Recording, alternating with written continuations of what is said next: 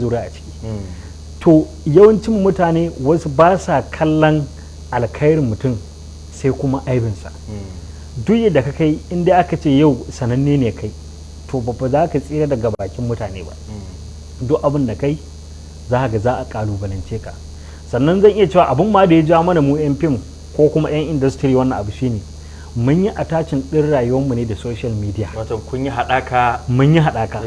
Yau za ka ga cewar na yi aure na sa a social media. Matata ta haihu na sa a social media. Tun da rayuwar ta gaba ɗaya a social media. Gaba ɗaya ta ƙare ta tafi a social media. To don haka sai ga wanda yake ma a wata ƙasa oke Alfazazi ya yi aure ya gani bai san a zahiri ba kawai da ya ganna a hoto da sauransu sai aka ce Alfazazi kuma sun rabu da matarsa bai san dalilin da ya rawa da ita ba shin matsal daga gare ne ko daga gare ta amma zai ce ai dama 'yan fim ko 'yan masana'anta ba sa iya rike aurensu to anan tambayar ta faru me yasa na baka misali ƙididdigar da aka yi shekara ta 2022 a Kano kawai an samu mace-macen aure miliyan 1 da ɗoriya mu kuma duka 'yan masana'antar Kano ma dukan mu nawa ne ai duk yawan ba mu kai yawan Kano ba gaskiya to me yasa magana kawai ya zama a kanmu to amma baka ganin cewa a shi aure dan zo mu zauna ne zo mu gyara zo mu ji daɗin zamantakewa aure daɗewarsa a rayuwa yana da tasiri gurin fassar al'umma sai ake ganin kamar ko da kwanakin nan akwai mace-macen aure ta gurin wasu 'yan Kannywood din masana'antar taku wanda auren ya rabu kuma za ka ga cewa sun ci gaba da rayuwarsu to shin ba sa iya haƙuri ne ko a'a dama akwai wani tseku a zaman kamar yadda kace suna auren juna gaskiya ne to amma menene yasa ba sa iya dadewa suna auren juna ma ma'ana kamar yadda al'umma suke so za ka ga an yi aure an kai shekara 50 shekara 60 kuma ana tare amma nan za ka ga dan wani abu ya zo wannan ya ware wannan ya je ya shiga wata masana'antar wannan ma ya ware har ma dai a mai da abin kamar wani abu kuma aure kamar sunna ce babba sunna ce mai karfi ba abu bane na wasa ba abin da ya kamata a ce an yi domin sana'a ba eto kamar magana ta farko da nace muka mai daki shi san inda yake masa zuba ko ba haka bane yau kila na aure FM rayuwar da za a yi ta soyayya a waje ta sha bamban da rayuwar zamantakewar aure saboda ita rayuwa ta aure rayuwa ce ta zo mu zauna dindindin babu wannan zai maka ya dauki aure a matsayin temporary contract kamar abu ne wannan na lifetime temporary wato wani abu na kididdiga kawai a ce misali na aure ki ne zuwa shekara ɗaya ko kaza ba haka aure yake ba shi aure ana yin sa ne zo mu zauna a mai yake da suna har ƙarshen rayuwa yadda ake so aure ya kasance kenan to amma mene ba za ka rasa wasu matsaloli da suke tasowa da suke shiga tsakanin waɗannan ma'aurata ba yasa suka fi yawa yan fim ba yawa suka fi ba kawai dai mutane sun mai da idan su ne akan yan fim gaya min ɗaya wanda ya rike aurensa a yan fim kuma ya tsaya a kai wanda za ka iya misali da shi har na jini ma bari in je yin aure yan fim Hassan Gis da Muhibba Abdulsalam to shi darakta ne ita kuma producer ce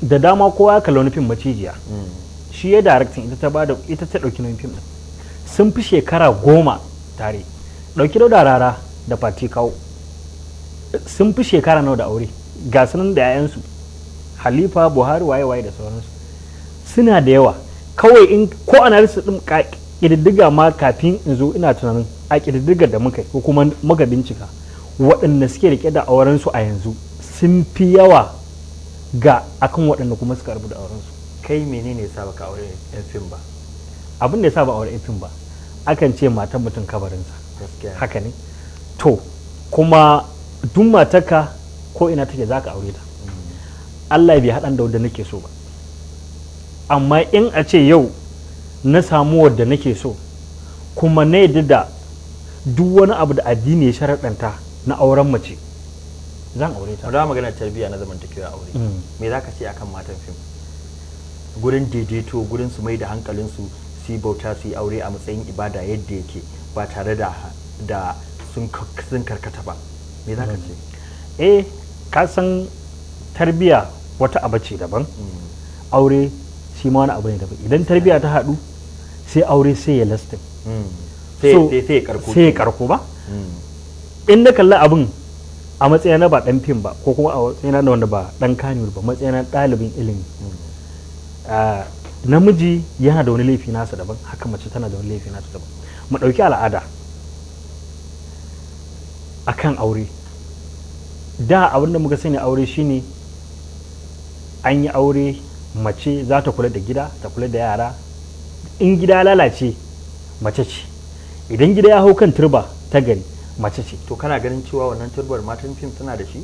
Suna da shi. Me yasa kace haka? Dalili ko shine inda ba su da shi da tunin yan fim din da aka aure su da tunin kowanne ya fito. Ai ba za a ce kowanne zai fito ba. Kai wata magana yanzu ta al'ada. To shin kana ganin cewa shi fim din nan ya ɗauke musu wannan al'adar da za su iya mai da hankalinsu a zaman aure? Yauwa, fim bai ɗauke musu al'ada ba, tunda duk komai tasirin da kai a cikin al'umma ba za ka taɓa manta da inda ka fito ba. Haka ne? Haka ne.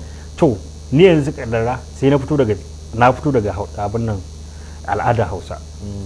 Ko ina na je a duniya ba zan taɓa cewa na manta al'adar Hausa ba. Haka ita ma mace a fim wadda ta fito daga cikin al'adar Hausa, wannan abin babu abin da zai hana ta kwatanta biyayya da tarbiyya ma 'ya'yanta ga mijinta, sai dai idan an samu wani abu daga ko bangaren mijin ko aka san haka.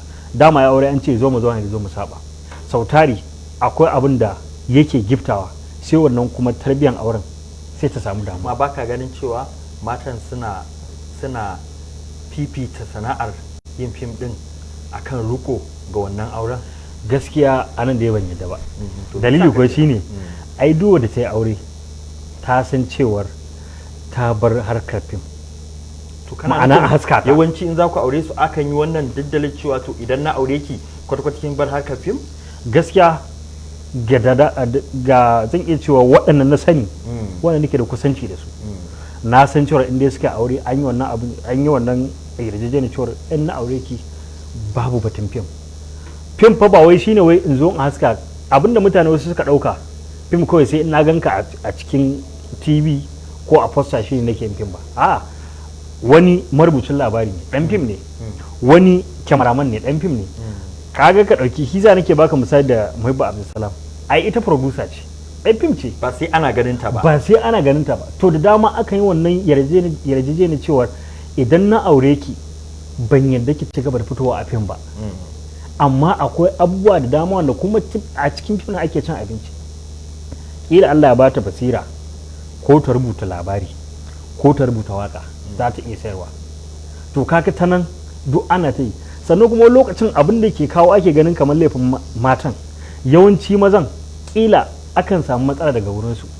Dalili ko shine za ka ga a da mace ta saba tana business nata, haka ne, tana kasuwancinta. Wata za ga cewar daga Dubai take odan kayanta, wata kuma za ga cewar a nan cikin garinsu ko kuma a ƙasa Najeriya take harkokinta na kasuwanci. To ka aure ta baka ba ta jari wanda zai ƙara taimaka mata wurin kasuwancinta ba, saboda dole aka ce yau ya dan saba da luxury life. Misali irin ya saba da sana'a da kuma ba sai ya nemi wani ma ya taimake shi ba. To an zo kuma yau an ce kayi aure, an killace ka guri guda, ba sana'a a gida ba sana'a a waje. To dole wannan abin zai dan rika. A yanzu dai kana nufin duk wanda zai aure yar fim sai ya nemi wani abin yi da zai mai mata gurbin wannan sana'ar shi kamar yarjejeniya za a yi kenan kafin. Yauwa ba kamar yarjejeniya, abin da nake nufi shine anan idan yau aka ce za ka aure ko da fim, abin da ya kamata shine ko ba ma fim ba, in za ka yi aure haƙoƙinta ci sha tufatarwa makwanci, ai ina tunanin su ne ko basic waɗannan ake faɗa mutum cewar sun rataye a kansa, sun dace daga hannunta daga iyayenta sun dawo kanka kai miji. Haƙoƙi ne. Haka ne, haƙoƙinta ne dole sai ya kare. Zai kare idan yana da ƙarfin da zai kare. Amma banda dole ya nema mata sana'a cikin wannan haƙoƙin. Haka abinda kaga ko da ce bai bata sana'a ba, to ya kasance kuma daidai gwargwado ya kimanta na abubuwan da take bukata ya biya mata. Saboda za ka ga ai ba wai lalle ne ko rashin sana'a ke kawo mutuwan aure ba. Mu ɗauki dalilai guda uku, economically, socially, ma ma'ana bangaren tattalin arziki ko bangaren zamantakewa yau da gobe. To kaga mu ɗauki tattalin arziki. Yau mun sai da rayuwa take sauyawa. Za ka ga komai ya taɓarɓarce, irin musamman kamar daga kallon ko abincin da ake ci kila irin karfin ka ya ragu, samun ka ya ragu. Gaskiya ne. To kai kuma dacin kila ka saba da, ko kuma ita ta saba da wata rayuwa wadda take jin daɗi. To kuma bayan ka aure ta kila sai wannan matsalar tattalin arziki sai ta same ka. Baya da za a ka iya overcoming din wannan damuwa. Sannan mu ɗauki kuma social, irin zamantakewa ta rayuwa. Mun sani cewar wasu akwai matsalar communication, ma'ana rashin ma sanin hanyar da za a warware matsala tsakanina da ke. Gaskiya ne. Sannan masana kimiyya halayyar ɗan adam, psychology, suka ce babba hanyar ma da za a magance matsala shine na farko wanda ya laifi ma ya karɓi cewar ya yi laifi. To ina so in kai hankalinka masu kallon mu, kuna tare da tattaunawa mu yau akan zamantakewar rayuwar aure a wannan tasha mai albarka Rahama TV. Yau muna tattaunawa akan matsalolin mace-macen aure na Kannywood, watan bangaren inda muka sani waɗanda suke kayatar da mu gurin raye-raye da kuma kaɗe-kaɗe da kuma abubuwan da suka shafi nishaɗarwa. Akwai jita-jita da cewa mace-macen aure da kuma rikon da suke wa aure ba yadda ya kamata su yi ba a tsakanin al'umma. Wannan shi yasa yau muka gayyato Alfazazi domin ya mana fashin baki akan al'amuran da ke faruwa a Kannywood, ko kuma a'a wannan tsangayar da take kayatar da mu. Bari in dawo gare ka Alfazazi. Ka yi magana akan cewa ya kamata a maye mata gurbi da abin da ya shafi wannan rayuwar da take wadda ta rasa. To shi aure ana gina shi akan yarjejeniyar maye gurbin sana'a ne ko ibada ne? Aure ibada ne. Yawwa. In aka ce ibada, kana abu domin samun lada daga mahalicinka. Haka ne. To amma wancan ko maye gurbi ko kuma ba da sana'a ko kuma jari kamar kyautatuwa ne na daɗin zama. Saboda yanzu mu ɗauki misali da ni, ai ba a yi fim na aura ba, kuma na yi aure ne daga wata ma ƙabila daban ko kuma wata al'ada daban. Yanayin al'adunsu kafin su bani aurenta sai da suka faɗa mu al'adunsu, kuma ne da haka. Saboda abin da ya gabata kuka gane shine, in al'ada ba ta karo da koyewar addini ba, ba laifi ne wurin yinta ba. Amma idan ta ci karo da addini, to ta zama kuma laifi ga addini, ko bai kamata a ce kai ba. Na baka misali da kana, wadda na aura ba ya al'ada ta bace, ba kuma community na bace, amma menene na yadda da duk wasu al'adu nasu ko kuma wasu sharuɗa da suka gindaya mu, kuma na aure ta a haka. To kaga menene wannan abin da na yi ya ba ta daɗi da kwanciyar hankali cewa za ta iya zaman aure tare da ni. To amma da Alfazazi, ina so na sake tambaya, menene ya sa ga inda kake mu'amala da su, kuma har hankalinka ba wani abu na wa'annan matan da kuke mu'amala wanda ya taba jan hankalinka, haka ji ya ba sha'awa, haka ji bari kai aure a cikinsu, kuma ka tashi ka tafi wata tsangaya daban. Ka kenan ka shigo magana al'umma ga baki ɗaya kenan, cewar akwai tsoro a gurin jan hankali ko a aure su. Me za ka ce akai? Kaga ka fahimce ni? Na fahimci. Kai yanzu a Kannywood kake, kuma da su kake mu'amala yau da gobe, amma da ka tashi aure sai ka tsallaka wata al'umma daban. Shin tsoro ne ko wani abu? Ba tsoro bane. Ai tun farko na ga muka cewar matan mutum kabarinsa. Wannan gaskiya ne. Kuma ni matata mun haɗa ita ne tun kafin ma in shiga Kannywood. To ai sanin da nema na Kannywood wani sani ne wanda aka ce tun kana karatu kana ɗalibi kake wa Kannywood hidima. Hakan. To menene yasa ba su baka sha'awa ba matan Kannywood? Dalili shine ban samu wadda ni nake so ba, take so na. Wataƙila ni ina santa, ita ba ta so na. To bari zan dawo gare ka. Sannu da zuwa Hajiya Aisha Ibrahim Isa, kuna tare da ɗaya daga cikin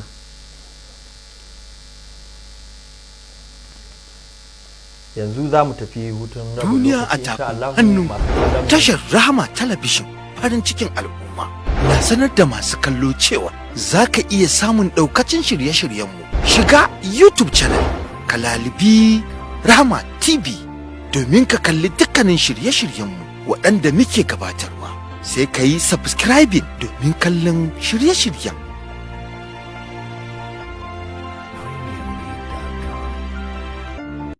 Turƙashi nesa ta matso kusa, za ku iya kallon labarai gami da sauran shirye-shiryen da Rahama Talabijin ke gabatarwa kai tsaye kamar Hakkina, Hantsi, Kano a yau, Rahama Atipo daga karkara, wasan dambe da sauransu. Ko dai ku kasance da dandalin sada zumunta na Rahama Talabijin da ke kan Facebook domin kallon shirye-shirye masu ƙayatarwa. And trying himself and scoring wonderfully, brilliantly, and quite possibly. Sunana Sudais Alibaba, ina kallon tashar Rahama Television, ku kasance tare da su a koda yaushe. Rahama Television tasha ce da ta zo daidai da zamani kuma take tafiya da zamani. Duniya a tafin hannunku. Tashar Rahama Television farin cikin al'umma na sanar da masu kallo cewa za ka iya samun ɗaukacin shirye-shiryenmu. Shiga YouTube channel ka lalibi Rahama TV domin ka kalli dukkanin shirye-shiryenmu waɗanda muke gabatarwa. Sai ka yi subscribing domin kallon shirye-shiryen.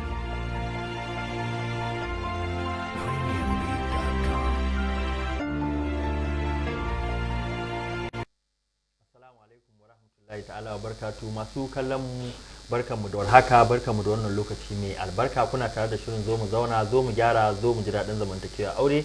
Kamar yadda muka saba cewa shiri ne wanda yake fashin baki, yake tsokaci, yake kuma ilmantarwa akan abin da ya shafi rayuwar zamantakewa aure. A yau tattaunawar mu mun gayyato manyan baki, mun gayyato Alfazazi wanda yake kujera mai matsayi a Kannywood, wanda kuma yana daga cikin waɗanda aka sani a bangaren nishadarwa na waka akan menene yake faruwa a shi wannan industry ko wannan tsangayar da ke nishadar da al'umma domin mu fahimta al'umma kuma su waye akan zamantakewar rayuwarsu ta aure. Ƙididdiga ya nuna cewa yawanci aurensu yadda al'umma suka gani shine aurensu baya dadewa kuma ba sa riƙe auren kamar yadda ya kamata. Wannan jawabi ne kawai, amma yau za mu ji daga bakin su. Hajiya Aisha Ibrahim Isa, sanda zuwa. Me zaki ce akan wannan cece kuce da ake ta yi akan cewa auren su baya dadewa, da sun yi ike lalacewa kuma su sake dawowa fim ko kuma waƙe-waƙe? Assalamu alaikum wa rahmatullahi ta'ala wa barakatuh. Assalamu alaikum jama'a. Abinda nake cewa ni duk da ba a cikin su nake ba gaskiya, amma abinda ake musu kallo da abinda nake iya aunawa da mayauninmu na rayuwa dan adam, to muna iya cewa mutane ne kamar waɗanda suka saba rayuwa ta yanci, mutane ne waɗanda suka saba rayuwa ta kashe kuɗi, mutane ne da suka saba rayuwa ta kwalliya, mutane ne da suka saba jin kansu, saboda duk ɗan fim in ka gan shi walau mace walau namiji kawai ji suke a ransu kafin su za su ta filin kai musu magana. Wasu suna kamar sai su yi musu magana, wasu kuma da sunan su sai su gigice. Dan ba a kota biyu ba na ga wani ɗan fim a airport, baka ga mutane ba ana ta masa shi da matarsu, ana ta ɗaga masa hannun shi kuma ya ta ɗan babbasarwa, irin matar ce ma take ɗan ta murmushi ta ana firazin mijinta. To irin wannan abin gaskiya da wuya kuma ka je aure, saboda shi aure wani abu ne kuma da Allah subhanahu wataala ya kira shi da ibada. To abin da zaka hada da ibada, su ma suna ikirarin cewa wai faɗakarwa suke. Akwai faɗakarwa a cikin fim mun yadda, amma kuma akwai rayuwar yanci, akwai rayuwar jin daɗi. Misali yarinya ce zaka ga ta fito daga gidajen da ba na masu wadata ba. Misali duk yawanci zaka ga su the average people, amma za su zo a kai su gidajen manyan mutane masu kuɗi da hotel za su ci abincin da ba su taɓa ci ba. Za ka da sun fara fa before you know it sun girma sun yi ja, to to ya Sun za a samu yi mata ɗaukaka yadda- lokaci ɗaya. Yawwa, ga ɗaukaka ga motoci manya suna hawa ya za a yi mata yadda wani ya je ya kejin nata ya dinga bata umarni ka san wannan abin zai zama mata difficult to amma dai ba a ce ba sa zama ba tunda da yawan su kuma sun yi sun zauna suna nan ma suna ci gaba da rayuwa a to wurin Hajiya yanzu kina ganin cewa na tambayi Alfa ya yi aure nisa bai aure fim ba wani abu yasa nake tambayar nan ba saboda su masu kallon mu waye musu da kai shin me a cikin auren dan fim kuma me yake zuwa zuciyar mutum a farko idan zai to shi Alfa ne kuma ta yi amsa wannan tambayar inda shi ne bai aura ba kuma ba a san dalilin sanakin aure ba amma dai yawancin for society abinda suke dubawa wannan cewar ba zan ce ta yin ba inda bahaushe ya yarda aure is about na yi bari na bari to kuma yar fim ta saba independent life wata rayuwar yanci yawwa ba lallai ta karɓi wannan yana yi bari na barin ba musamman tun da mijin bahaushe gaskiya yana da ɗaukar girma a hannunsa ita kuma kila wanda zai zo ya aure ta kansu ɗaya a gurin kuɗi kansu ɗaya a gurin motocin da suke hawa ka gane irin wannan to gaskiya kuma daga gida an saka mata wannan dama to ba lallai ta zaga yawancin wanda suke yin su zauna suke in sun kai kololuwa a sun gwada komai har isar da kudin sun bi jikinsu sun gane ba komai bane to yanzu kuma iyali nake so na hada shine zaka ga sun a bar fim din a zo iyali Malam Alfa Hajiya Aisha ta ce wani abu wanda gaskiya ya ja hankali na cewar su a fim da yan fim din mazan da matan musamman matan sun saba rayuwar yanci wannan rayuwar yancin ta ja har ga ba zai zama da sauki ba a ce ku ajiye wannan yancin ku zo ku yi biyayya tunda aure dan biyayya ne me zaka ce akai haka ne ba ma wai kai dan fim ba ita kankin kanta wanda na san ba fim bace tana buƙatar rayuwar yanci in ka dauki naturally mata suna son rayuwar yanci kuma kowane dan adam yana son rayuwar yanci to amma duk abin da aka ce kuma ibada ne babban yancin ka ba zai tasiri kan ibada ba sai dai ibada ta tasiri kan yancin ka kana ganin yana ta ibada na tasiri kan yanci a tsangayar yan fim kwarai makwa tana tasiri sosai to me yasa auratan suke yin sa kuma su balla shi sanda suke so yadda suke so kuma har su tallata cewa sun balla shi alhamdulillah ba iya kadai rage karfin yanci ke kawo mutuwan aure ba na baka misali yanzu misali mu koma batun zamantakewa kila mijin nata suna samun rashin gamsuwa ko kuma rashin gamsuwa a tsakaninsu wannan ma babban abu ne musamman a Hausa society da yake kawo mutuwan aure yau kila shi bai samun gamsuwa daga gare ta ko kuma ita ba ta samun gamsuwa daga gare shi wannan babban abu ne da dole sai an rabu baka ganin jaruman da suka dade suka aure waɗanda ba 'yan fim ba ba ganin sun fi dadewa a zamantakewa na aure sama da waɗanda suka aure 'yan fim to kamun misali ai su ma jaruman da suka aure waɗanda ba 'yan fim ba ai suna rabuwa kana so ka ce min tarbiyyar daidai take tarbiyya za ka iya cewa wannan abin da ya sa za ka dan fim kamar wasu suna kallon mu kamar ko irin jin kai ko rashin tarbiyya a saboda kawai sun san mu ne a kwalba ko a fasta ko a tv amma ba su taɓa mu'amalantar ba ko ba za ka taɓa sanin tarbiyya ta ya take ba sai in ne mu'amala da kai watakila ya ganna a tv ne na fito a matsayin dan daba ni kuma watakila a zahiri ko kama ban iya rikewa ba amma a fim ne za a kawo maka cewar kai so kake ka zama wani yau sai a fim sai a bani role din misali dan daba suna na kawai komawa sunan dan daba kaga rayuwa ba rayuwa ta ce nake ba a rayuwa wannan dan daban nake yi wani abu ya faru a America da Bandam wani kusan da dama duk masu kallon fina-finan America sun san shi ya fito takara a America sai aka ce ai ba za a zaɓe shi ba saboda ɗan fim ne kuma a wani fim ma har ya nuna tsiraicinsa sai ce shi ba shi bane aka ce kamar yaya ba kai bane sai ce a wancan fim sunansa wane a wannan kuma a zahiri na sunana wane ma'ana yana display din karakta din wancan mutumin halin wanda yake wakilta. Don haka in mutum ya wai an gan shi a TV ko a fim, to halin wannan karakta din da aka bashi yake ba halin nauyin da aka bashi ya hau kai na wannan sunan mutum. So tari akwai matsaloli da suke faruwa a society, a cikin al'umma, za ka ga irin kwacen waya. To ta za a faɗa mutane cewar wannan abin yana da illa, ya za a kawar cewa dole kila sai a zo sai a kama wannan role din. Ban san ya ake ba, amma mai na marubuci shi zai karanta mu za ka yi kaza za a canza mun siffa. Don haka wannan siffa da kake kallo ba alfazaji kake kallo a matsayinsa na dan dawa ba, a'a kila wannan mai sunan da aka bani shi kake kallo, kuma in na gama aiki na yi wanka na canza ka ba ni za ka kalla a haka ba. Mu dawo da hankalinmu zamantakewa aure.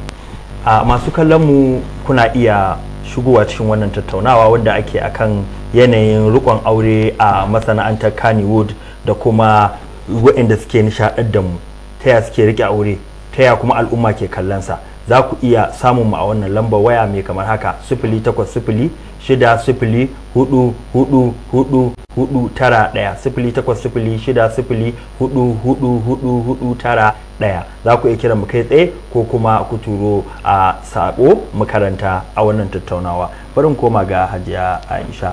In aure a bangaren mace, me wani nauyi wani nauyi ne ya rataya a wurinta ta gurin tattala aurenta domin ya inganci?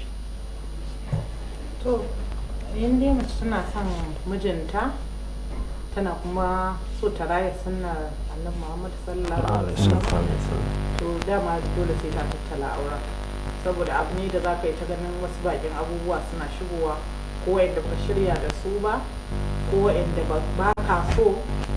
To tunda dai aka ce an da ke karkashin wani, tunda misali ma mace ta kalla za ta ga tunda aka haife ta a karkashin iyaye take, to kuma ta da karkashin miji shi ma dai wannan dai abin ake so ta girmama, ta yi biyayya. Shi fa kawai iya bin mijin ne a cikin aure, so abin fa ba mai biya bane, amma kawai idan ba a samu daidaito bane sai kaga abin ya zama ne wahala. Amma in dai an samu daidaito, misali me daidaiton, ta yarda da abin da yake so, ta kuma nuna masa abin da take so. In ya ki karɓar nata ta bi a hankali ta samu ta gyara. Idan kuma ya karɓa shi kenan su ci gaba. Amma kullum mace tana ƙara faɗa sai mace ta zama jaruma, namijin ma ya zama jarumi, sannan ake haɗuwa a iya shi aure. Tura suke cewa is an empty box, ko zuwa ake a cika shi da wannan kawo wani abu ne wanda yake ba komai ciki, gudunmuwar kowa da mata da miji. Yawa akwati ne da ba komai a ciki, mata ta zo ta zuba halayenta na gari, miji ya zuba halayensa na gari, sai ka ga an. Assalamu alaikum. Assalamu alaikum, kuna tare da shirin zo mu zauna zo mu gyara Rahama TV. Akwai tambaya ko karin bayani akan wannan maudu'in? Hajar ci gaba. To idan aka samu wannan, kowa kuma in aka zo inda abin da ya zo na bacin rai sai kowa ya adjust. Duk sanda bacin rai ya taso a cikin aure, in dai an yi haƙuri ba a ba shi dan dama ba, ka ba kanka minti 15, ka ba kanka minti 15, za ku gane ma ba rikicin ba ne, ba abin bai ma kai ba a yi rikicin.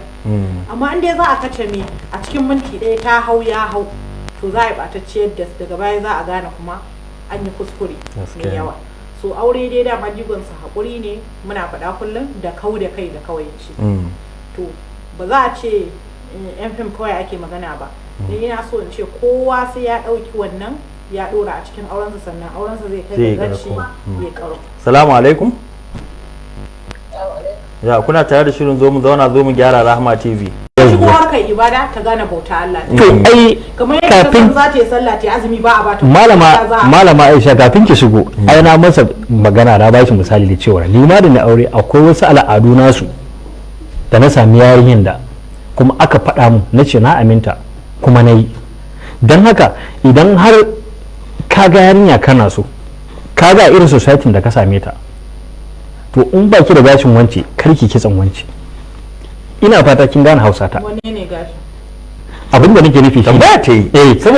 Saboda ai kaga yanzu ai ta yin wasan Hausa dama da gashin ta katar da yawa. To shi ke da haka, to idan baka da gashin ko kuma idan baka da man da zaka wanke wancan gashi a mai kitso ina ka zo neman yau wasan Hausa ba haka nake nufi yau to aka yau to hajiya ba haka ne hajiya abin da nake nufi kawai fito muke da shi anan ƙwaro shine ka ce kun yi signing masu kuɗi ne suke auren yan cikin ku wanke to ai kai kan zancen kitson wance da dalilin baba da aure ummi rahab ba ifi ne aura ba dauda rara da yake auren fati kawo ba mawaƙiya ba ce gashi nan da suna abdul kafinar mawaƙi ne ya auri sangandale kaga ai sai ko ya ƙwarya ta bo ƙwarya ki yawan nan auren rakin a dade ana yi to ai yasa ake cewa wai ba ma auren yan cikin yana sanye ya tanaji abin da zai yi maintainer watan mala alfazazi wannan fage ne da ba muna kalubalantar masu Kannywood industry bane a'a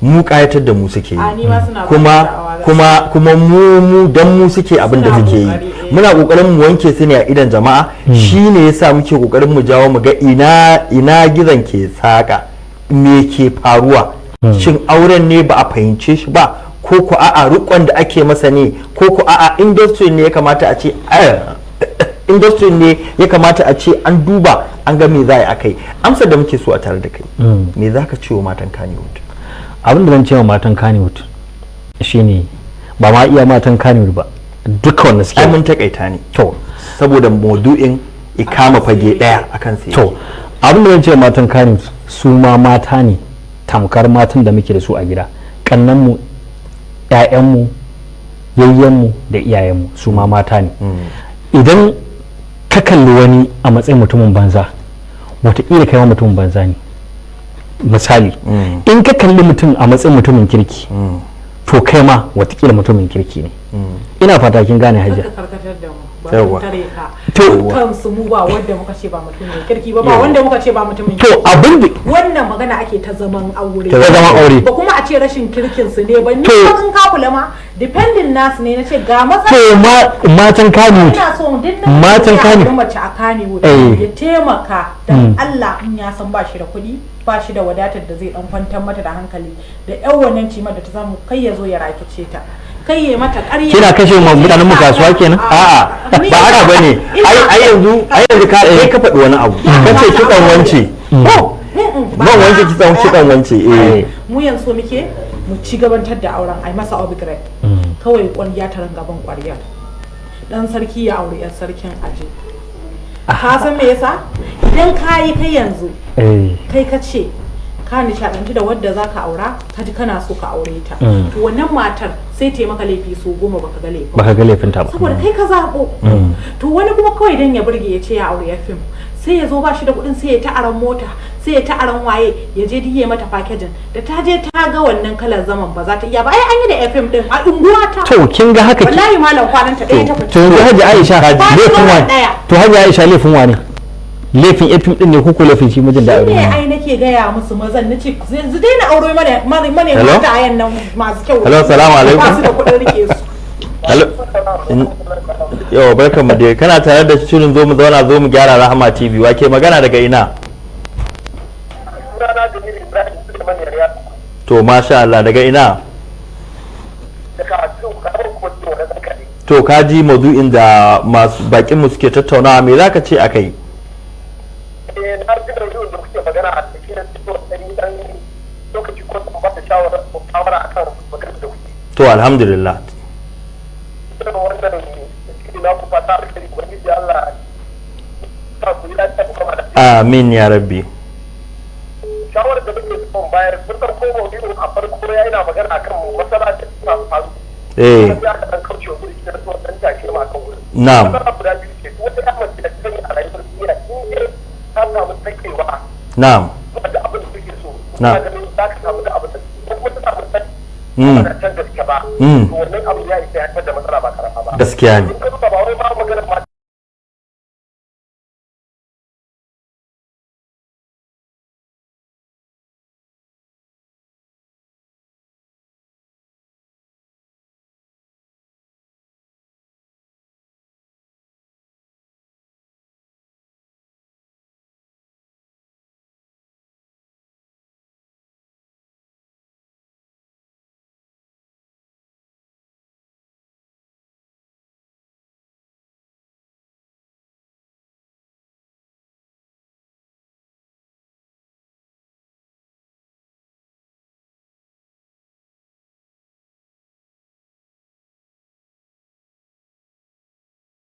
ba a ɗauko mutum ai a hadisi ma an faɗa abinda take ci a gidansu ka bata irin. Wa alaikum salam. Wake magana daga ina? Kana tare da shirin zo mu zauna zo mu gyara Rahama TV. Lafiya alhamdulillah. Me zaka ce akan wannan maudu'in da manyan baki suke tattaunawa? Allah sun yi albarka muna karuwa da wannan maudu'i. Masha Allah. Masha Allah. Muna kuma godiya da manyan baki da suna masa To Allah ya saka ma da alkhairi mun gode sosai. Kuma ina da wata magana da Allah ya hakuri da yau bai saba bai shafa abun ba amma ina wata program din ku ne. Na'am. Dan da ko shirin mi kenan da kuke.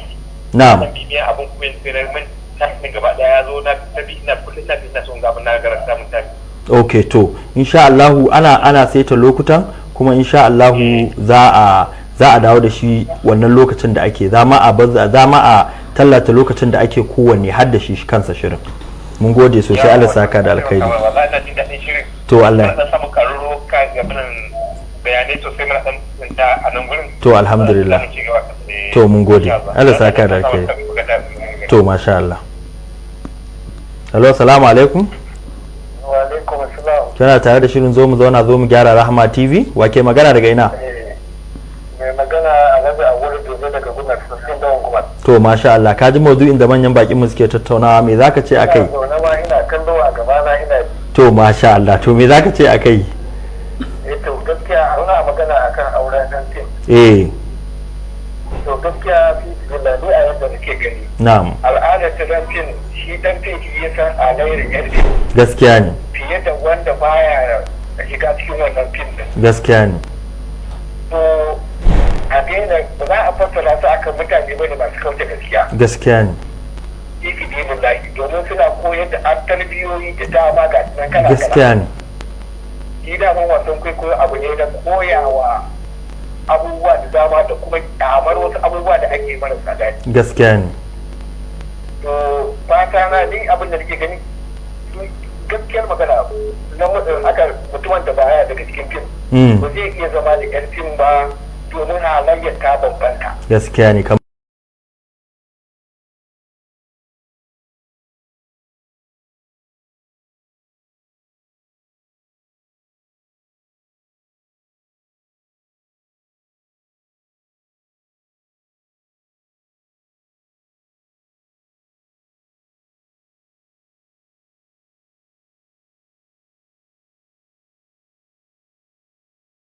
Ce matar wani tana ma'amala da haka da wani namijin daban ba. Gaskiya ne wannan gaskiya ne. Ba ma mutu zato da cewa suna watsewa. Gaskiya ne. To alhamdulillah masha Allah. Domin abu ne na neman na koyarwa. Yayi da tarbiyyantarwa gaskiya ne. To mun gode. Magana da ya zo da dan daba ko kuma wannan da Amerika din ya fito gurin ya yi nuna tsiritinsa wannan daman ai al'adar cikin amma mu a nan ai babu irin wannan al'ada babu gaskiya akwai tsafta gaskiya ne zahiri to Allah saka da alkhairi a cika da yin irin wannan abubuwa to amma gaskiya ni ina ta ni ba zan iya auren yankin ba to Allah ya saka da mun gode sosai Allah ya saka da alkhairi to ba wai wani abu bane hajiya kamar yadda kika ce watan idan babu fim din nan da muke magana babu yan fim din nan ba za mu iya tsayawa ma mu samu nutsuwar ina rayuwar mu ta nufa ba domin suke cefanar da al'adunmu suke baza al'adunmu a duniya a san cewa mu mutane na wani guri akwai mu in ba fim din nan yau ga Qatar ta gurin raye-raye da wasanni Qatar ta yi suna aka santa abubuwa da yawa so idan za mu ce mu ma 'yan fim dinmu za mu ringa aibatar su ai kaga kenan mun zama koma baya to amma wani gyara an daina aibata su saboda da ne aka yi musu yan mummunan fahimta yawwa aka ringa zaton iya dan abin da suke nunawar kamar shi suke a bayan fage to yanzu kuma an fahimci cewar bayan fagen daban fim daban gaskiya ne so wai ba rashin tarbiyya ne zai sa ya auren su ba kuma kamar yadda su ma suna faɗa yan fim din su ma fa normal mutane ne irin amma idan ka zama ana ganin ka yau da gobe to magana ta fi yawa magana da ake cewa celebrity yawan ganin celebrity za ga magana ma in kai abu ba kin ga yanzu dauki misali da kaman akwai abubuwan da dama da ina so ne amma wallahi ba na iya saboda sunan ka ya fita Ya fita. ban taba ganin ka ba amma sunan na dade to ina jin sa ina to akwai abin da ina so na yi amma ba zan iya ba. to yawwa to kin gani amma wanne da wancan yayi abin ba za a ban ma za ki damu ba. ba za a damu ba Hello? Ku gane da kuka kuce a haka hello assalamu alaikum kuna tare da shirin zo mu zauna zo mu gyara Rahama TV wa ke magana daga ina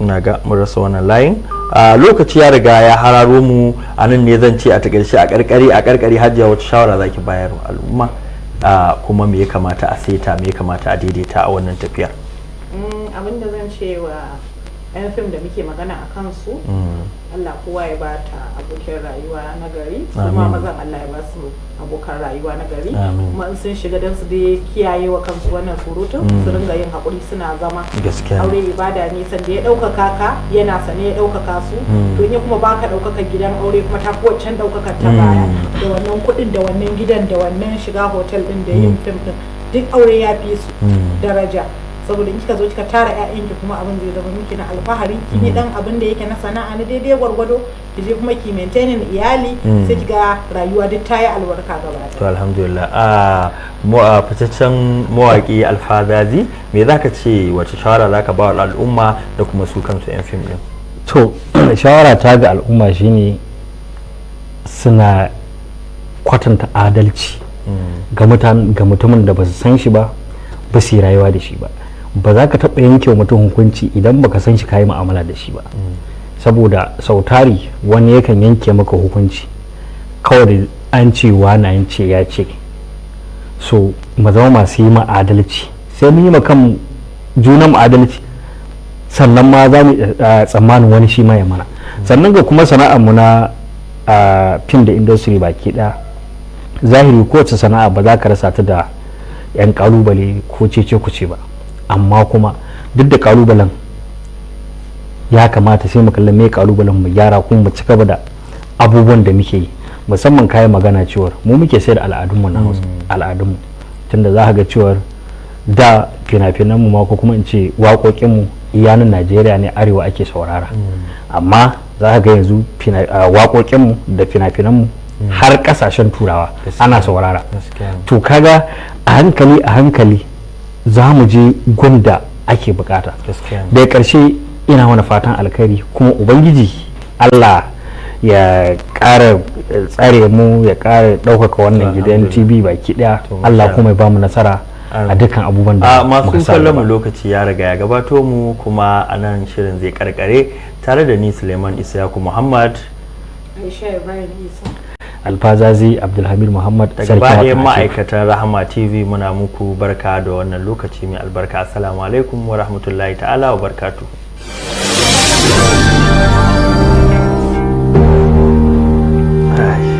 alhamdulillah matsala a tsakaninsu kuma wani ma abu guda ɗaya ko a zahiranci kana zaune a cikin yara ko ɗan uwanka ko dangin kaka duk wanda ka girmama duk rashin mutuncinsa yau da gobe yana yi kana girmama shi wallahi sai ya sauko ya dawo yarinka saboda haka mu muna manta da wani abu cewa dan mutum ya min kaza to ni ma kaza zan masa bai dace ba balle mijinka ni ina jin duk tsaurin miji duk rashin abin nan ɗinsa rashin koma me na shi in dai kana masa abin da ya dace kuma mata ne ma zaka ji ana cewa ta magance mijinta ta yi wallahi yawanci